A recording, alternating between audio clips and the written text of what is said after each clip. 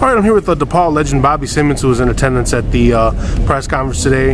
Bobby, you played at both the Alumni Hall and the All-State Arena, and for those who weren't watching DePaul basketball back then, what was it like playing for the two facilities, especially once the full-time move was made to Rosemont?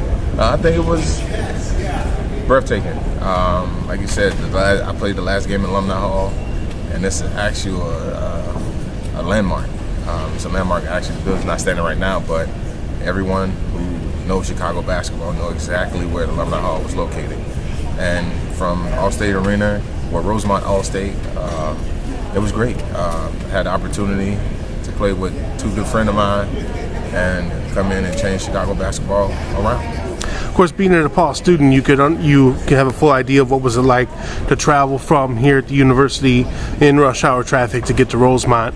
And a lot of people on the outside don't seem to understand, what kind of a hassle that was. Tell us your experiences making that kind of travel. It was tough, depending on what hours you left.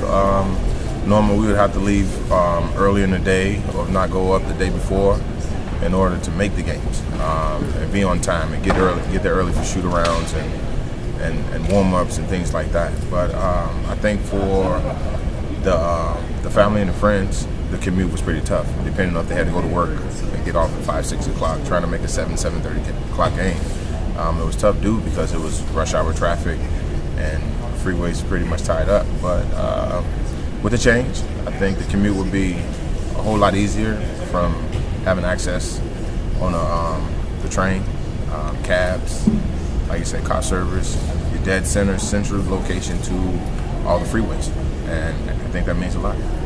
So with the new facility and the greater access to public transportation and the easier travel, do you think that'll help attendance in the future? Of course, because not only that, getting the Chicago talent to stay home is one. Two is coming to see those guys play, and we know Chicago basketball. The teams are winning, playing well, everyone supports. Do you also think this will help recruiting? Of course. Facility change is always a good thing, because not only that, everyone wants to be first to do something. You talk about the Chicago recruits. Of course, you chose DePaul. What made you decide to choose DePaul over, say, UIC, Chicago State, Loyola Northwestern? Well, I think opportunity and a tradition. Growing up in a neighborhood with Tim Hardaway and Terry Cummins being the guys who made it from my neighborhood, and just following that trend, and being the upcoming generation of a guy who's excelled at basketball as well as an athlete, student athlete, and having an opportunity, because a lot of kids really don't have the opportunity to go to university or to showcase their skills. And by me having that opportunity, I wanted to pick somewhere that was close for my family to get to, as well as have an opportunity to get a good education.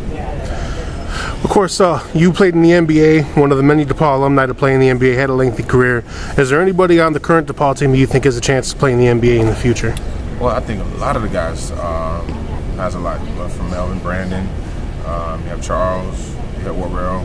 The NBA itself is all about what you put into it. And I think those guys have a great work ethic. I watched them the last 3 weeks. After the season was over, they was in here working literally right after the season was over, doing individual workouts and playing in the evenings. So it's all about your work ethic and what you put into it, because as we all know, a good friend of mine, Paul McPherson, played 1 season here, went undrafted, but got a guaranteed contract. So it's never impossible, but it's all about what you make it. Of course, you're not currently on an NBA roster. Are you hoping to get back in the NBA in the future, or are you done playing? Most definitely will be back on the NBA team next season. Of course, tell us about now you're pursuing your degree. You also left DePaul early. What is your major right now? I'm majoring in communications right now, and close to graduating for everybody. I'm not a student athlete, but I'm a student right now. Well, what is your opinion on the NBA making the requirement that you have to at least play 1 year of college ball? Now, do you think that'll help down the line? Do you think it'll encourage players to get their education first? I think it will put that in the back of their mind as far as having the opportunity to fall back on something once you're done playing. Because, just say, for instance, you have a lengthy career and you really don't have a college degree or education, then how would you be knowledgeable in order to run a business or be an entrepreneur? Because it takes time and it takes knowledge and it takes an understanding of what what it takes to be a business owner on a day-to-day basis. All right, Bobby, thank you for your time. Thank you.